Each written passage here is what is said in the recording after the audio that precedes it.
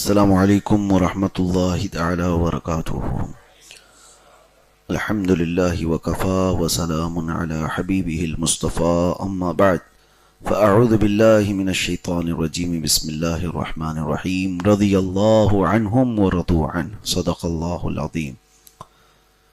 سلسلہ ہے صحابہ کرام رضوان اللہ تعالی علیہم اجمعین کی سیرت کا، اور جیسے کہ میں نے آپ کو بتایا ہے کہ رسول پاک صلی اللہ تعالی علیہ وسلم کی وہ عظیم صحابہ ہیں جو ہمارے دین کا ستون ہیں۔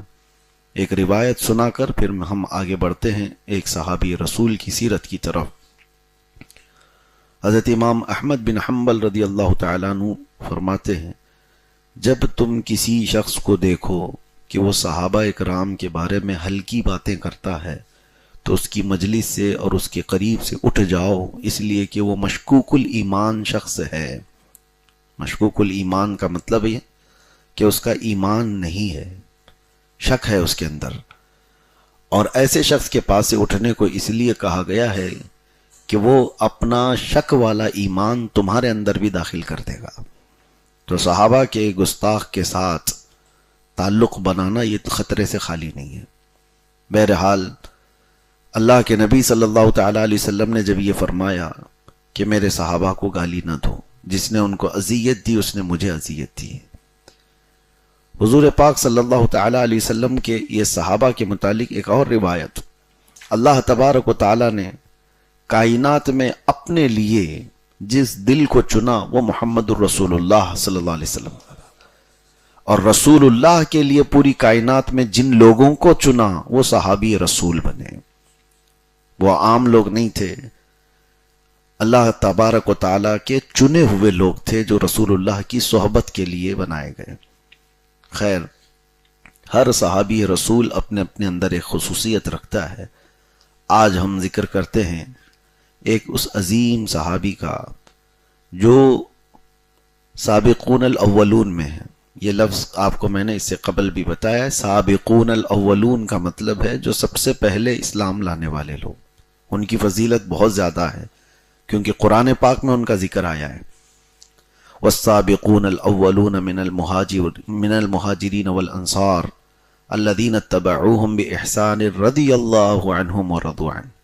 اللہ فرماتا ہے سب سے پہلے اسلام لانے والے وہ مہاجرین اور انصار میں سے صحابہ جو اللہ کے نبی صلی اللہ تعالیٰ علیہ وسلم کی پیروی کی، اللہ ان سے راضی ہوا۔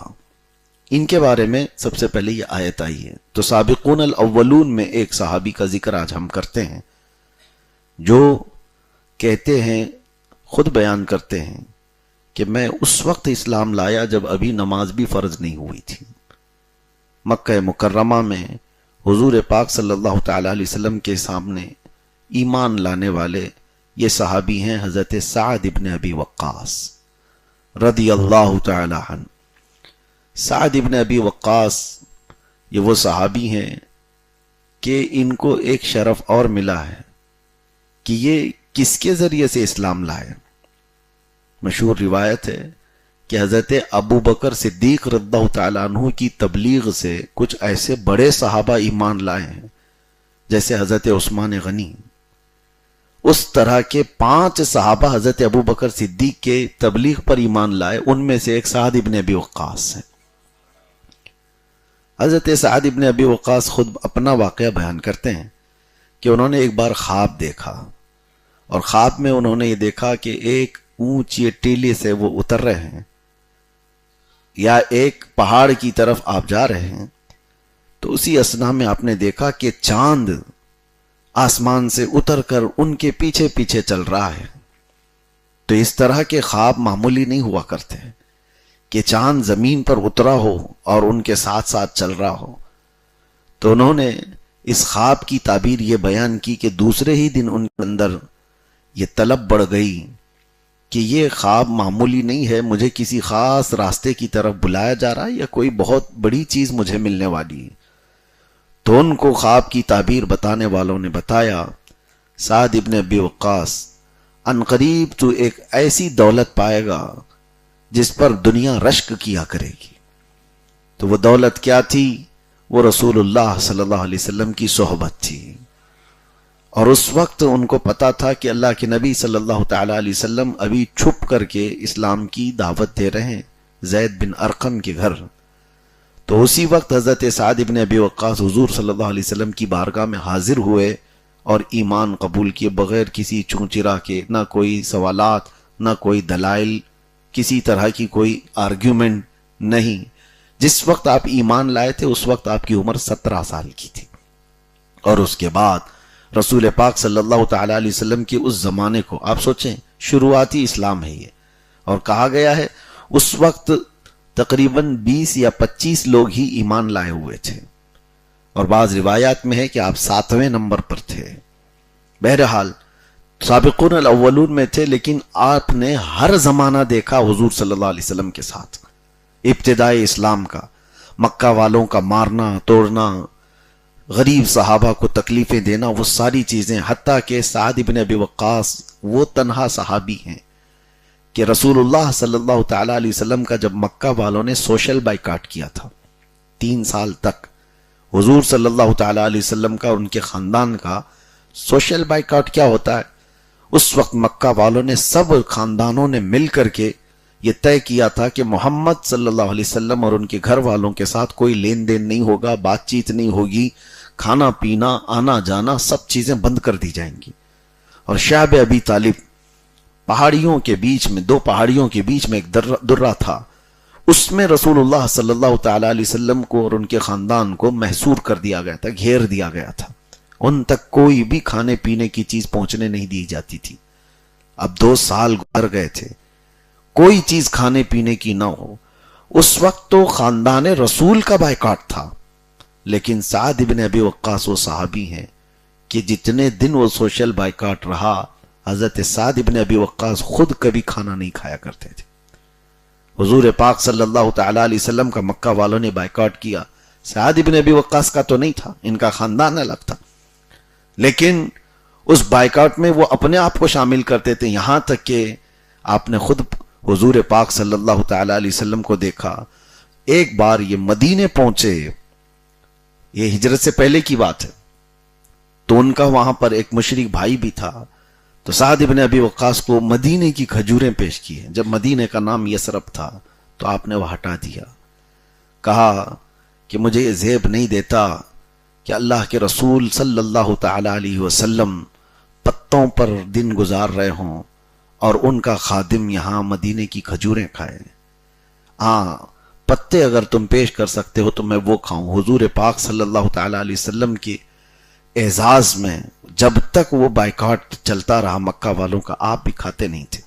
ایک دن کی بات بتاتے ہیں کہ رات کو آپ کا پاؤں کسی نرم چیز پر پڑ گیا، تو آپ نے یہ سوچا کہ نرم کوئی کھجور مل گئی ہے، وہی پہاڑیوں کے بیچ والا راستہ جہاں آپ بائیکاٹ کے دن گزار رہے تھے حضور صلی اللہ علیہ وسلم کے ساتھ.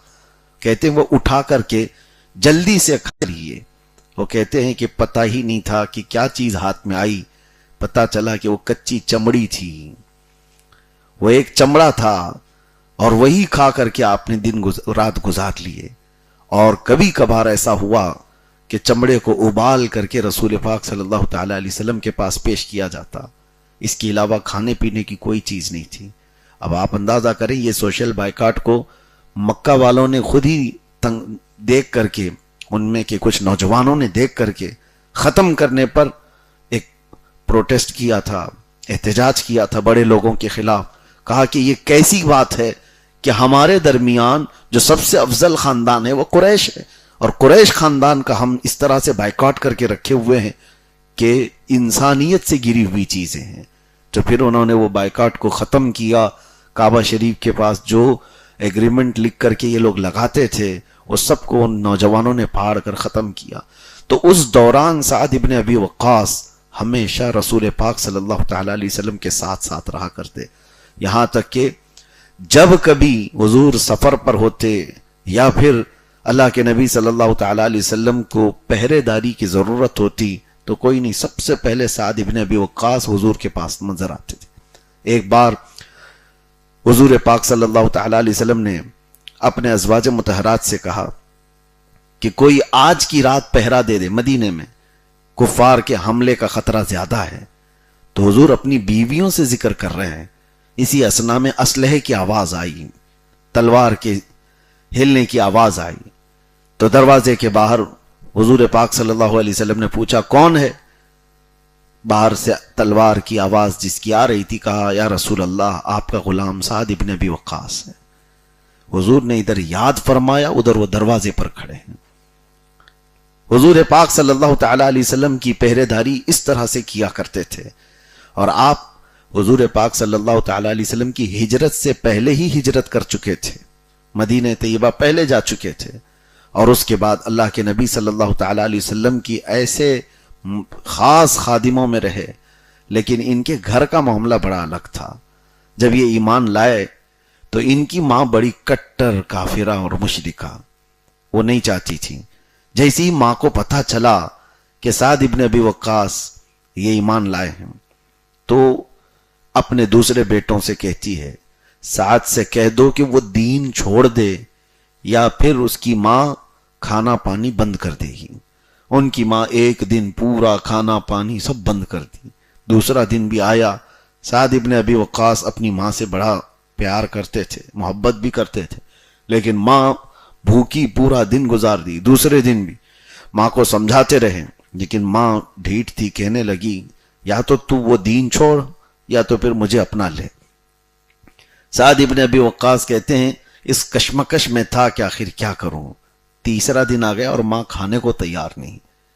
وہ کہتی ہے کہ نہیں, میرے ساتھ رہنا ہو تو وہ دین چھوڑ دے. سعد ابن ابی وقاص بڑی آزمائش سے گزر رہے تھے. رسول اللہ صلی اللہ تعالی علیہ وسلم کی بارگاہ میں جانا اور پھر آنا. ماں نے اخیر میں ایک جملہ کہا, سعد میں نے سنا ہے تمہارا دین تو وہ ہے جس میں کہا گیا ہے کہ والدین کے ساتھ حسن سلوک کرو, ماں باپ کے ساتھ ادب کے ساتھ پیش آؤ. تو سن, میں ماں ہوں تیری اور تو میرے ساتھ حسن سلوک کر, جو میں کہہ رہی ہوں وہ مان لے, اسی میں میری رضا ہے. سعد ابن ابی وقاص کہتے ہیں یہ مسئلہ تو حضور سے پوچھنا پڑے گا. میں تمہارے ساتھ حسن سلوک میں ساری چیزیں کروں گا, لیکن بات ماننے کی جہاں تک بات ہے یہ حضور سے پوچھتا ہوں, کیا ہر بات ماننی چاہیے؟ تو ماں کی محبت, ماں کا احترام اپنی جگہ اور ادب ساری چیزیں ویسی تھیں, لیکن مسئلہ یہ تھا کہ دین چھوڑنے کے لیے کہا جا رہا تھا. حضور پاک صلی اللہ تعالی علیہ وسلم کی بارگاہ میں فجر کا وقت تھا, یہی طلب لے کر کے کہ میری ماں کا مسئلہ تو کچھ حل ہو جائے.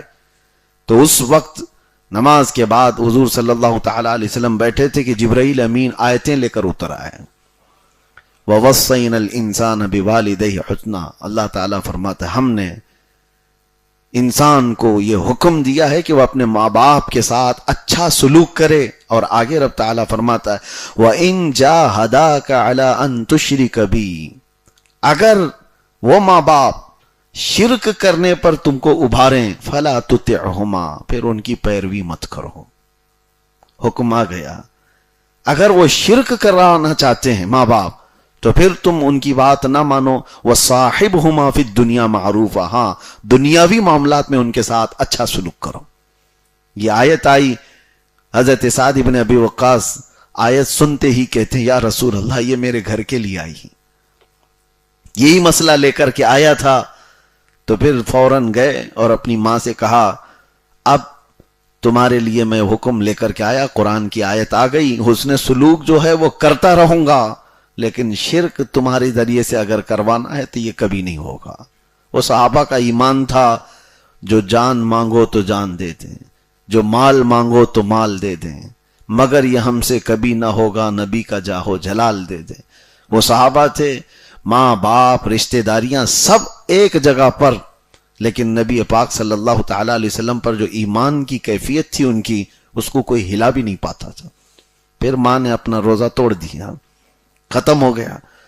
اس کے بعد حضرت سعد ابن ابی وقاص رضی اللہ تعالیٰ عنہ کی زندگی کے کچھ اہم پہلو میں آپ کو بتاؤں. اللہ اکبر, ہم اور آپ کیا کہتے ہیں حضور صلی اللہ تعالیٰ علیہ وسلم کی بارگاہ میں؟ کیا کہتے ہیں کہ یہ فدا کا ابی و امی یا رسول اللہ. کیا کہیں گے ہم؟ فدا کا ابی و امی یا رسول اللہ, جس کا مطلب ہوتا ہے یا رسول اللہ میرے ماں باپ آپ پر قربان ہو. یہ حقیقت ہے یا نہیں؟ ہم دل و جان سے کہتے ہیں, ساری کائنات کہتی ہے اے اللہ کے رسول میرے ماں باپ آپ پر قربان ہو. لیکن ایک موقع ایسا آیا جنگ کے موقع پر، حضرت سعد ابن ابی وقاص تیر انداز تھے اور تیر چلانے میں ماہر تھے. تو جنگ کے موقع پر حضور پاک صلی اللہ تعالی علیہ وسلم کے پاس حضرت سعد ابن ابی وقاص آئے. کہا یا رسول اللہ اجازت، میں صفوں کو چیرنے جا رہا ہوں. تو نبی پاک صلی اللہ علیہ وسلم نے کیا کہا؟ ان کی تیر کو ہاتھ لگایا اور کہا ارمی یا سعد بی ابی انت و امی، اے سعد تیر چلا تجھ پر میرے ماں باپ قربان. یہ واحد صحابی ہیں، ایک ہی صحابی ہیں جن کو اللہ کے رسول نے فرمایا اے سعد تجھ پر میرے ماں باپ قربان. کیسا شرف پایا انہوں نے کہ اللہ کے رسول صلی اللہ تعالی علیہ وسلم جس کو کہہ رہے ہوں کہ میرے ماں باپ تم پر قربان ہو. اور یہ فضیلت تو ہے ہی، اس کے علاوہ وہ 10 صحابہ جن کو حضور نے دنیا میں جنت کی بشارت دی، ان میں 5ویں نمبر پر حضرت سعد ابن ابی وقاص ہیں. 4 تو خلفائے راشدین ہیں، حضرت ابو بکر، حضرت عمر، حضرت عثمان، حضرت علی رضوان اللہ تعالی علیہ مجمعین. ان کے بعد 5ویں نمبر پر حضرت سعد ابن ابی وقاص ہیں جن کو رسول اللہ صلی اللہ تعالی علیہ وسلم نے دنیا میں ہی فرمایا کہ یہ جنتی ہیں.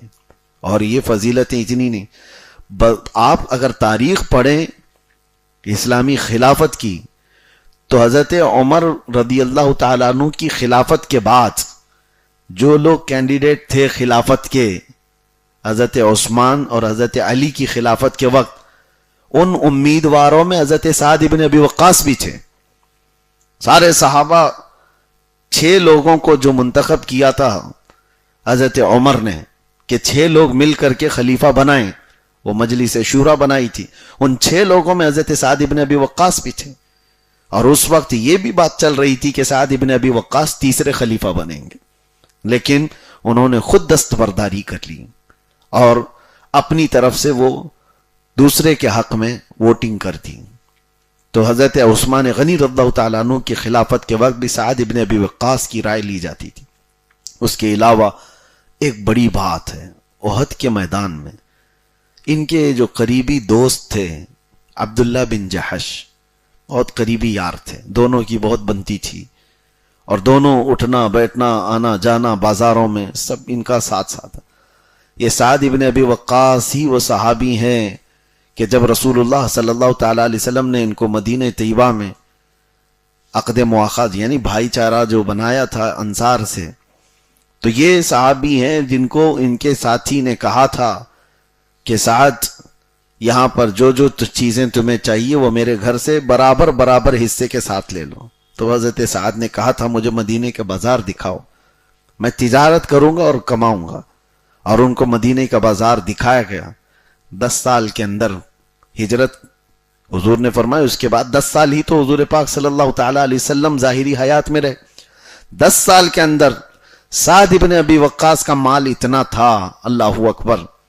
ان کی 4 بیویوں میں جو حصہ بٹا تھا، آپ کے انتقال کے بعد کی بات کر رہا ہوں، آپ کے ایک بیوی سمن کہتے ہیں، 8واں حصہ بیوی کو ملتا ہے. شریعت میں 8واں حصہ بیوی کو ملتا ہے، اور بیویاں 4 ہوں تو 8 میں ہی 4 حصے ہوں گے. تو ان بیویوں میں ایک ایک کو جو حصہ ملا تھا وہ ایک ایک گھر بھر کر کے چاندی آئی تھی، 8واں حصہ. تو یہ سعد ابن ابی وقاص کا مال تھا، برکت بے حساب ان کو تھی. وہ مدینے کے بازار میں خود سے انہوں نے تجارت شروع کی تھی اور بہت کم عرصے میں وہ اس مقام تک پہنچے تھے. بہرحال جنگ احد کے موقع پر ایک رات پہلے پورے مدینہ طیبہ میں فکر چھائی ہوئی تھی کہ مکہ کے مشرکین بڑی فوج لے کر کے آ گئے ہیں. ان کی تعداد اس وقت 3000 سے زیادہ تھی اور اس وقت صحابہ صرف 700 کی تعداد میں تھے. حضور پاک صلی اللہ تعالی علیہ وسلم رات کو تیاری فرما رہے، صحابہ سے کہہ رہے فجر سے پہلے یہاں سے نکل کر احد تک چلے جائیں گے.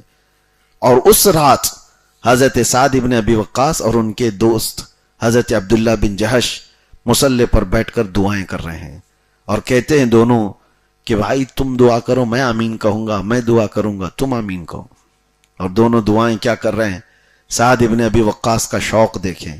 اللہ کی بارگاہ میں یوں کہتے ہیں اے رب العالمین، کل میدان جنگ میں مجھے اترنا پڑے اور دشمنوں سے میرا مقابلہ ہو جائے تو میری یہ تمنا ہے کہ سب سے بڑے دشمن سے میرا مقابلہ ہو جائے، سب سے بڑے پہلوان سے، اور اس کو میں کبھی دائیں سے ماروں، کبھی بائیں سے ماروں، کبھی آگے سے اور کبھی پیچھے سے، اور پھر اس کو گرا کر اس کے سینے پر کھڑا ہو جاؤں اور تیری کبریائی بلند کروں۔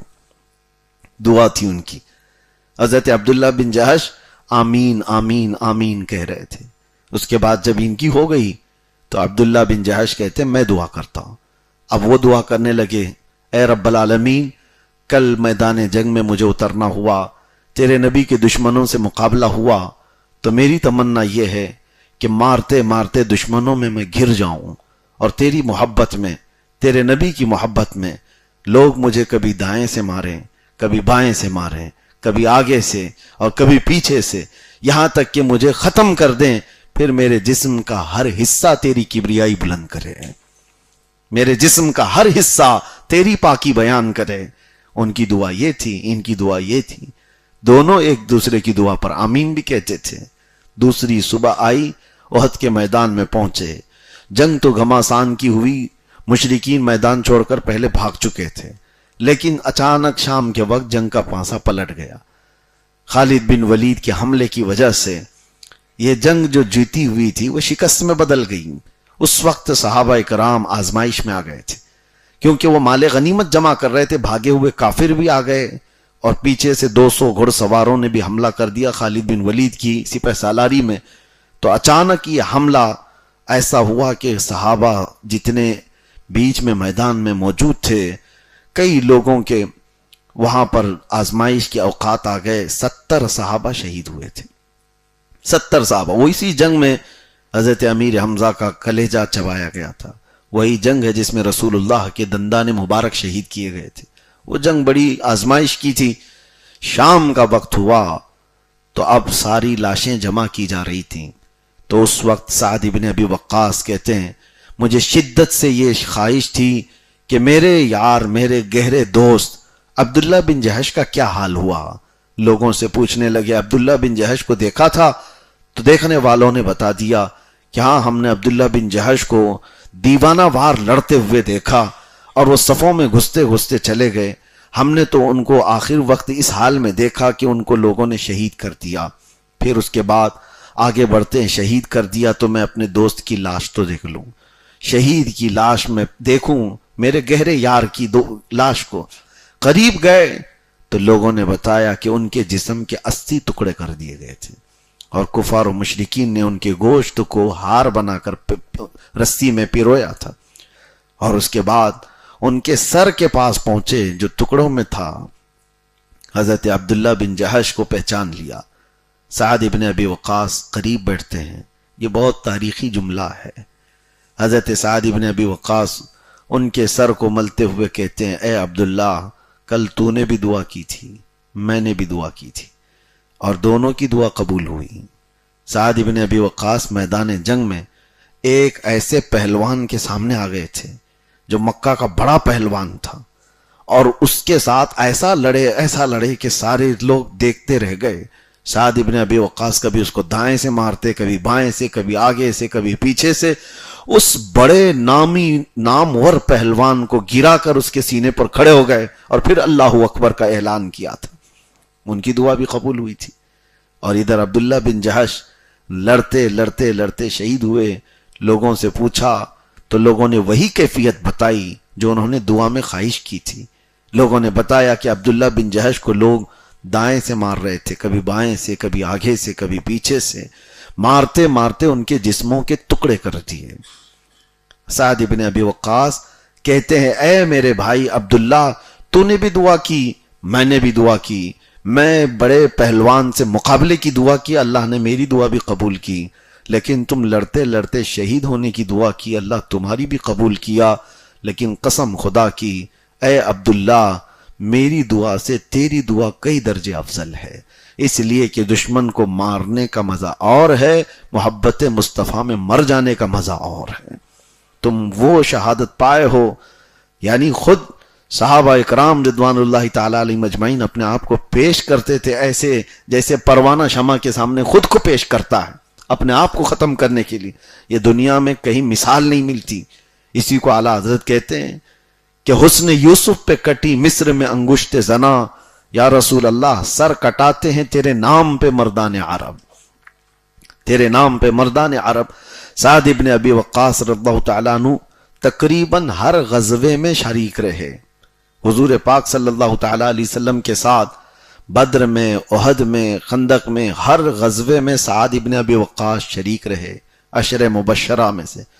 اور اس کے بعد سنیے ایک ان کی زندگی کا بہت ہی الگ پہلو، یہ ہم لوگوں کے لیے بہت عبرت کی بات ہے۔ میں کبھی اس واقعے کو پڑھتا ہوں تو ڈھیروں صبر آتا ہے۔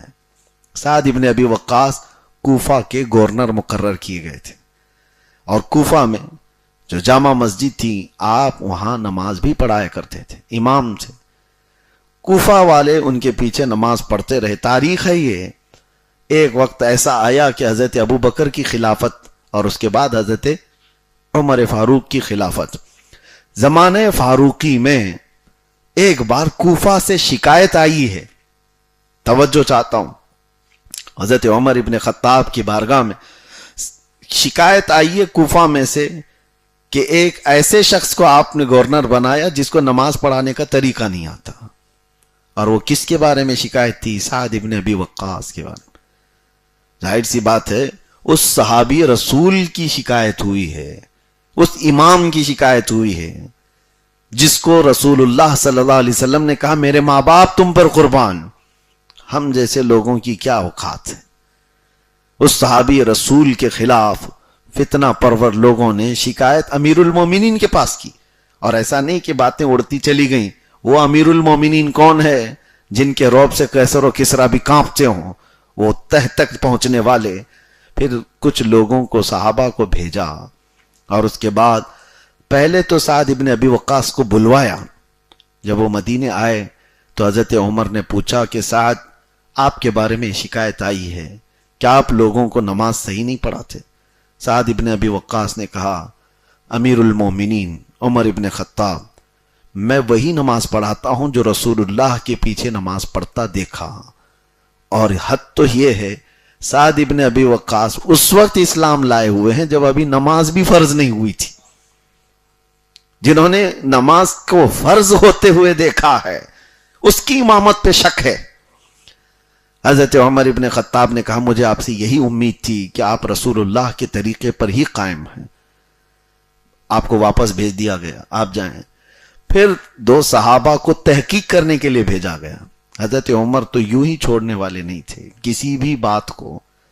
دو صحابہ کو تحقیق کرنے کے لیے بھیجا گیا۔ وہ صحابہ آئے، کوفہ کی کئی مساجد میں جو ادھر ادھر تھی سب جگہ پوچھا سعد ابن ابی وقاص کا کیا حال ہے؟ سبوں نے تعریف کی۔ رسول اللہ کے صحابی، عشرہ مبشرہ میں اللہ کے نبی صلی اللہ تعالیٰ علیہ وسلم کا اعتماد ہے، حضور کا بھروسہ ہے، سب نے تعریف کی۔ ایک مسجد تھی، اس مسجد میں ایک شخص کو دیکھا، دو صحابہ مدینے سے آئے ہیں، اس شخص کا نام غالباً اسامہ ایسا کچھ تھا۔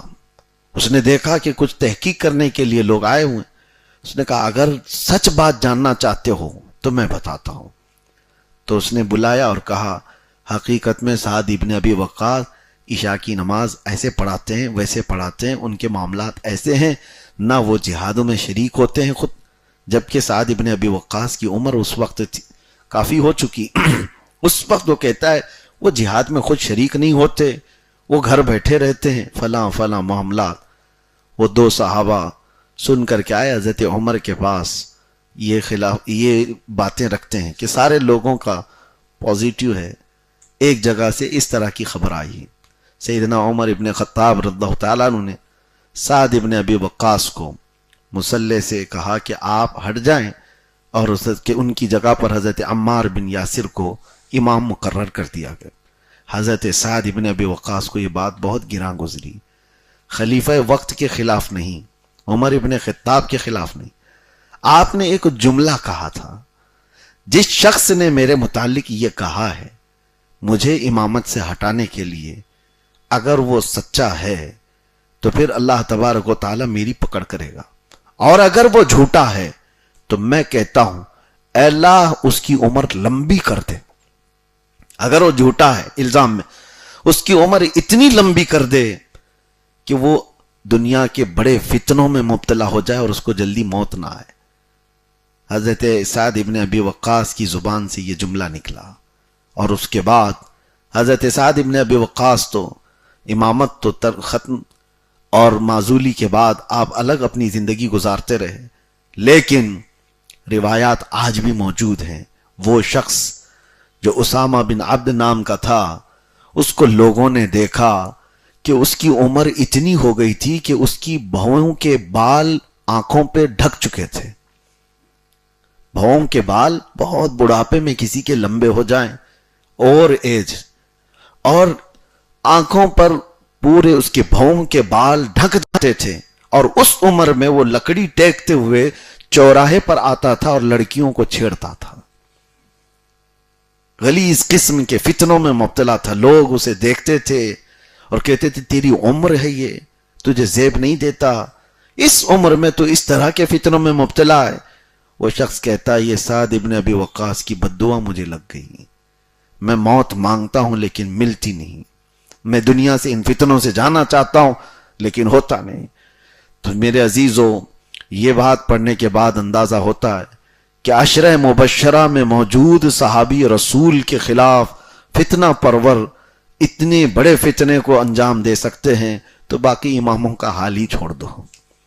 دوسرے اماموں کو عصر سے مغرب کے بیچ کب نکال کر پھینک دیا جائے کچھ پتہ نہیں ہے، اور اماموں کو بھی اب زیادہ واویلا کیا کرنا ہے. سعد ابن ابی وقاص رضی اللہ تعالیٰ عنہ کی سنت پہ عمل کرنا ہے، نکل آنا ہے اور ان کو دعا دینا اللہ ان کی عمر لمبی کرے. یہی بات ہے. حضرت سعد ابن ابی وقاص رضی اللہ تعالیٰ عنہ اس کے بعد کئی جنگوں میں شریک رہے، اور پھر اللہ تعالیٰ ان کی تربت پر ہزاروں کروڑوں رحمتیں نازل فرما. سعد ابن ابی وقاص رضی اللہ تعالیٰ عنہ کی زندگی کی چند جھلکیاں میں نے آپ کے سامنے رکھی. کئی حدیثیں آپ نے حضور سے روایت کی، کیونکہ حضور صلی اللہ تعالیٰ علیہ وسلم کے سفر میں ساتھ رہے، حضر میں ساتھ رہے، جنگوں میں ساتھ رہے، حفاظت کے لیے رہے، بہت ساری جگہیں آپ نے دیکھی. لیکن ایک ایسا حصہ بھی آ گیا زندگی میں، آپ کی زندگی میں تو نہیں ہوا لیکن آپ کی وفات کے بعد آپ کے بیٹے کا نام ہے عمرو بن سعد. حضرت سعد ابن ابی وقاص کے بیٹے کا نام، فضیلت تو آپ نے پوری سنی سعد ابن ابی وقاص کی. عمرو بن سعد، عمرو بیٹے کا نام ہے. یہ وہ شخص ہے عمرو بن سعد جس نے کربلا میں سب سے پہلے امام حسین پہ تیر چلایا. معاذ اللہ رب العالمین. کبھی ہوتا ہے ولی کے پیٹ میں شیطان پیدا ہو جائے. یہ ایک بہت ہی عجیب سی چیز ہوتی ہے. جب میں پڑھتا ہوں صحابی رسول کون ہیں، باپ کیا مقام رکھتا ہے. وہ رسول اللہ صلی اللہ تعالیٰ علیہ وسلم کے گھر کے ایسے ملازم رہے کہ وہ چمڑے کھاتے رہے بائیکاٹ کے زمانے میں، خاندان رسول پر جان چھڑکتے رہے، اور بعد میں بیٹے کا حال یہ ہوا کہ صرف ایک جگہ کی حکومت دینے کا لالچ دیا گیا تھا عمرو بن سعد کو، اور اس حکومت کی لالچ میں وہ کربلا کے میدان میں آیا 4000 کا لشکر لے کر، اور تیر چلاتے ہوئے لوگوں سے کہا بھی تھا کہ گواہ رہنا، یزید کے پاس، ابن زیاد کے پاس یہ گواہی دینا کہ سب سے پہلا خیمہ حسین کی طرف تیر میں نے چلایا. بدبخت ہو کر مرا، انجام بھی برا ہوا، گمراہ ہو کر مرا. اور نواسے رسول پر حملہ کرنے والا، اس کا پھر انجام کیا ہو سکتا ہے. تو بہرحال یہ تاریخ کے حصے ہیں. آپ اس بات پر یقین کر کے مت بیٹھ جانا کہ بڑے پیر صاحب کا بیٹا بڑا ہی ہوتا ہے. ایسا نہیں ہوتا، کبھی کبھار پھسل بھی جاتا ہے. بادشاہ کا بیٹا فقیر ہو سکتا ہے، فقیر کا بیٹا بادشاہ بھی بن سکتا ہے. یہ تاریخ کے حصوں میں دیکھا گیا ہے. ہاں، ہمیں شریعت نے اسی لیے حکم دیا ہے. ہم شخصیت پرستی نہیں کرتے. باپ اگر بہت اعلیٰ ہیں تو بیٹے کی نسبت کی وجہ سے ادب تو کریں گے، لیکن بیٹا اگر کافر، مشرک اور فاسق رہا تو پھر اس کے باپ کی نسبت اسے کوئی کام نہیں دے سکتی. یہ فارمولہ ہمیشہ لے کر چلیں، چاہے وہ پیر صاحب کے ہاں ہو، چاہے کسی کے بھی ہاں ہو. بیٹا اگر لائق ہے تو وہ ہمارے سر کا تاج ہے، اور نالائق ہے تو پھر وہ ہمارے لیے کوئی رشتے کی اہمیت نہیں رکھتا. اللہ تبارک و تعالی کہنے سننے سے زیادہ عمل کی توفیق عطا فرمائے. حضرت سیدنا سعد بن ابی وقاص رضی اللہ تعالیٰ عنہ کے وسیلے سے رب تبارک و تعالیٰ ہمیں محبت رسول عطا فرمائے، میرے آقا صلی اللہ تعالیٰ علیہ وسلم کی محبت میں اور خدمت میں مر مٹنے کا جذبہ ہمیں عطا فرمائے۔ وآخر دعوانا ان الحمد للہ رب العالمین۔ السلام علیکم۔